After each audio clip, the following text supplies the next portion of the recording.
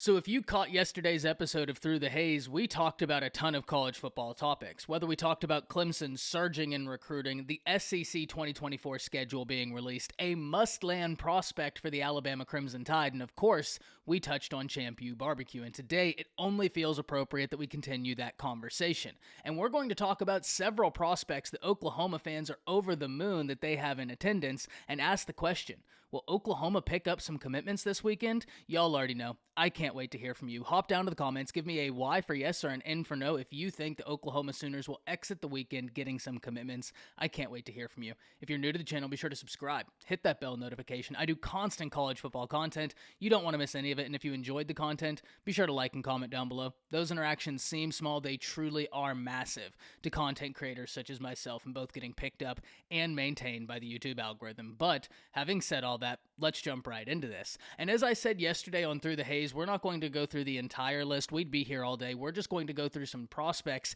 that really stood out to me. And we're going to start with a position group that, surprise, surprise, we've been talking about here on the channel for about the past year in relation to the Oklahoma Sooners. And of course, we're talking about that interior defensive line group. Because not only did we talk about this on Through the Haze, if you tuned into the JP and Trav show last night, JP, Trav, and I, we all talked about this. We talked about the need at defensive line. We talked about the perception of Todd Bates. And if you're someone who is questioning Todd Bates right now, what better way for the Oklahoma Sooners to answer those questions than by winning the battle for a 5-star defensive lineman in David Stone? Now, don't get me wrong. I think the questions on Todd Bates are premature. We talked about this on both Through the Haze. We talked about this on the JP and Trav show. And the reason why I think those questions are premature is because I think it foregoes all nuance within the conversation. And if you've tuned into the channel, you probably know I'm big on nuance as it relates to these topics. I think it gives us clarity. And whenever we look at the nuance in its relation to Oklahoma interior defensive line recruiting, we must ask, who are the Sooners losing these battles to? Because if you're in it for a top defensive lineman and it comes down to the Oklahoma Sooners or the Georgia Bulldogs or the Oklahoma Sooners and the Alabama Crimson Tide, if you lose an interior defensive lineman to one of those two brands, there's not much you can say about that because the results those two institutions have put forward, it's tough to argue with. And in other circumstances, if you lose a prospect that's within your state lines and that kid just wanted to go see something else and experience something different in life, it doesn't really matter who your defensive line coach was, that just wasn't in the cards for that kid. All of these factors make recruiting simultaneously very frustrating and incredibly fun for people like myself. So let's really dive into this because there are plenty of opportunities for the Sooners to come away with some big-time prospects. And one of the names we already talked about on this video is David Stone. Look, David Stone is a prospect that I know we say must land a lot, but it truly may be appropriate when it comes to David Stone and the Oklahoma Sooners. He has ties to the state of Oklahoma. Even though he plays his high school football at IMG Academy in Florida, he is from the state of Oklahoma. And for the Sooners, being able to get this win would be tremendous. We almost need to go back a year ago to really understand the importance of a David Stone. David Stone was always going to be a catalyst in this class for the Oklahoma Sooners. But last year, the Sooners felt like they were in prime time position for Hicks, another 5-star defensive lineman, for him to go to the Texas A&M Aggies. Whenever that happened, David Stone became even more important. And if you've tuned into my channel, whenever Zadavian Sims chose Oregon over Oklahoma, my take was as follows. No big deal. That's recruiting. You win some, you lose some. It's nothing to panic over that Zadavian Sims chose Oregon. But now that just makes every recruiting battle you're in for defensive linemen that much more important. That was months ago. And whenever LeBlanc decided to hit the transfer portal, I said the same thing. Look, all the best to Derek LeBlanc. That is a tremendously talented individual. And it's not the end of the world because of the work Brent Venables did in the transfer portal, but at the end of the day, it makes every single battle the Oklahoma Sooners are in at that interior defensive line position that much more important. That has been a consistent take of mine for quite some time now. And now it's time for us to really dive into the importance of this. This is an area where Oklahoma could answer a ton of questions, and it's not just relegated to David Stone. He is not the only interior defensive lineman that the Sooners have in attendance. He may be the top-rated guy as he comes in as a top 5 prospect, the number 2 defensive lineman and a top 5 player in the state of Florida, a state always jam-packed with talent. But you have five-star defensive lineman Dominic McKinley from the state of Louisiana, who comes in just in five-star range, the number 5 defensive lineman and the number 1 player in the state of Louisiana, who, just like Florida, always such a talent-rich state. Now, whenever we talk about Dominic McKinley, we have to talk about recruiting against LSU for a prospect in their state lines that they very seriously want. And one thing we need to realize, it's difficult landing prospects out of that state. Not impossible, but it is very difficult because that's the only major brand within that state for a lot of these prospects. A lot of these guys grow up looking up to the Tigers, and so the opportunity to play for LSU whenever it comes calling, it's hard to deny. But at the same time, one thing we talk about is trying to find themes whenever you're listening to these prospects talk about their visits, whenever they're talking about what stood out to them with the relationships with these coaching staffs, whenever they go to these institutions, what stands out.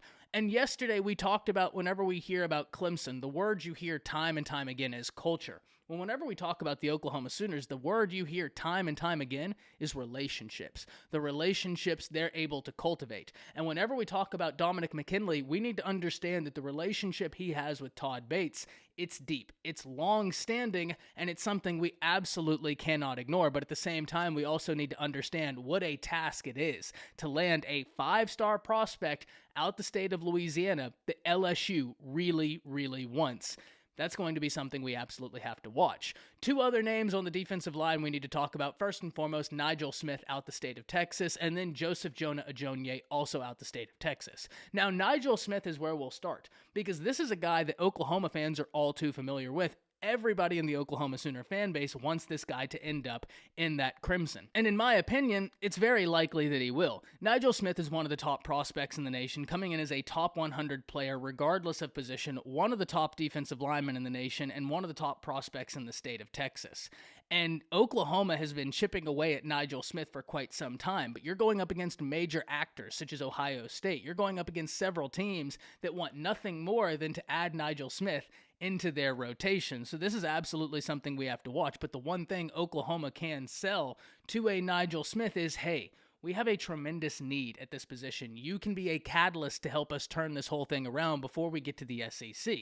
Because make no mistake about it, this is a big recruiting class for the Oklahoma Sooners and Brent Venables right before the move to the SEC. It is going to be fascinating to see what work they do. And that's not to question whether or not they can do the work. For goodness sake, we just watched Brent Venables get a top 5 recruiting class after having a year nobody expected. We know this staff can recruit their tails off.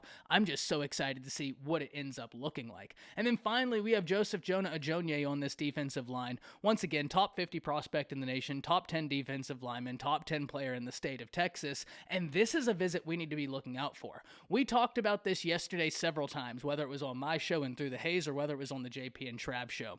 Whenever you're following these visits, understand the visits that also came before and after. And in the case of Joseph Jonah Ajonye, he's coming off of a visit to Georgia that, per all reports, he really, really enjoyed. That's why it's so impactful that Oklahoma gets him after that Georgia visit.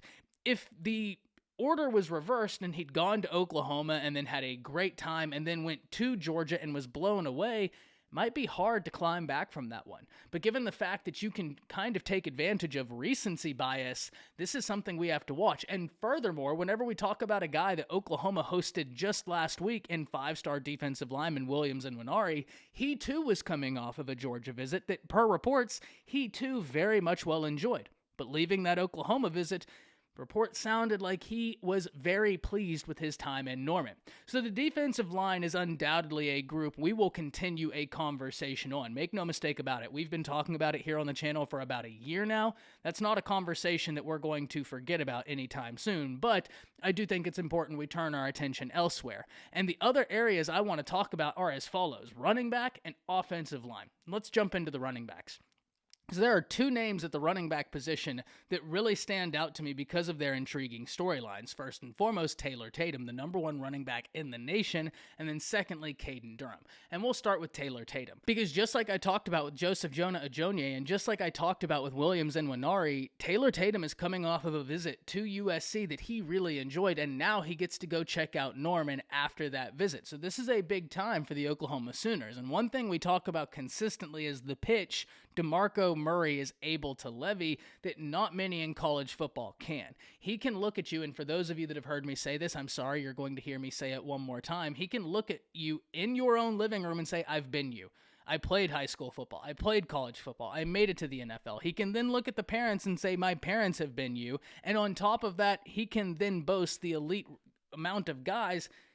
And then on top of that, he can then talk about the guys he's helped develop and send to the NFL. So that is a very tough pitch to say no to, something we absolutely have to check out. And on top of that, Taylor Tatum's from the state of Texas. I don't need to tell you all the pipeline Oklahoma has managed to establish to the state of Texas, and that proximity could be big for the Sooners, especially if playing in close proximity to his family is important to him. So this is something we absolutely have to watch. So too do we have to watch the battle for Caden Durham, the 4-star running back out of Texas that plays for Duncanville High School, and this dude is straight up speed. He has logged several top 100-meter dash times. I mean, all of them are sub 11 seconds, and he hasn't even entered into his senior year yet. This is a guy that has legitimate track speed, and several colleges are after him. Look, if you ask around the recruiting landscape, I think you're going to hear two teams really out in front for Caden Durham. Oklahoma, LSU. Where he ends up is something we have got to watch, but he is a phenomenally gifted prospect that has the ability to take it to the house anytime he touches the ball. He truly has that explosiveness in his game, and being able to watch him play high school football has been a treat the few times I've been able to catch Duncanville. So this is something we've got to watch. Now, my biggest question here is, does Caden Durham want to run track at the next level? And if he wants to run track at the next level, it's going to be very tough to argue against LSU, because Oklahoma can boast running back development. There's no question there. So too can LSU, and their track team is absolutely insane.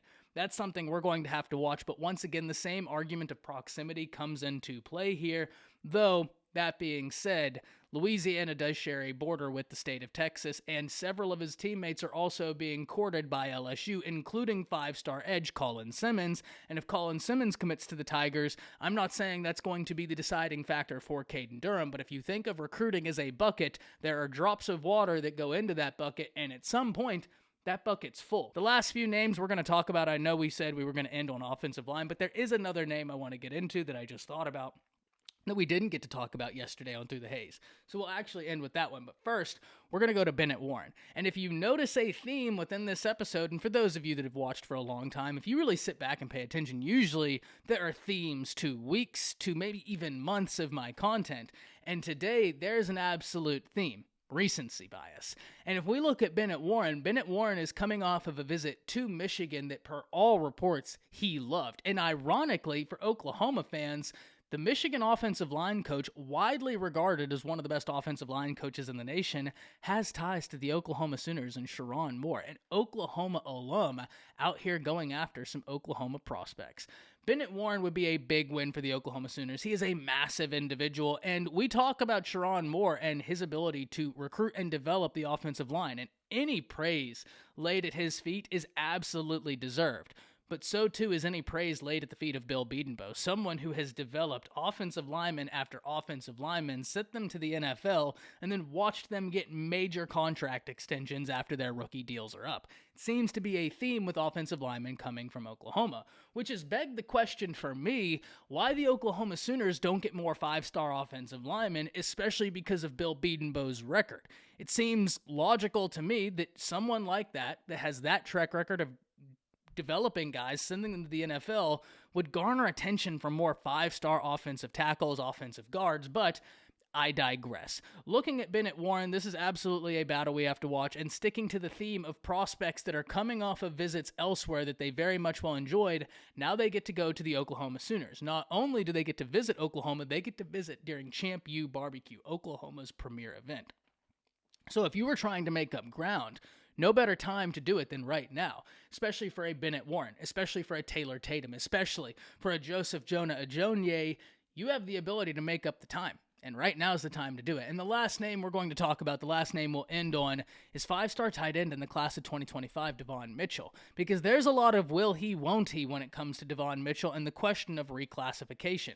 We're not going to focus too much on that for the purposes of this video and moving forward until he reclassifies. He's a 2025 guy, and we're going to talk about him as such.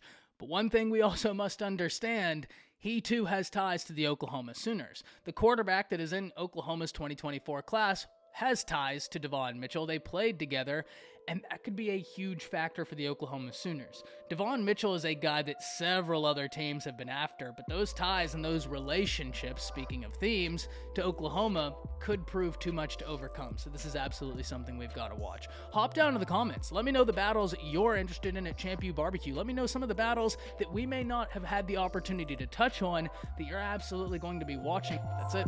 See ya.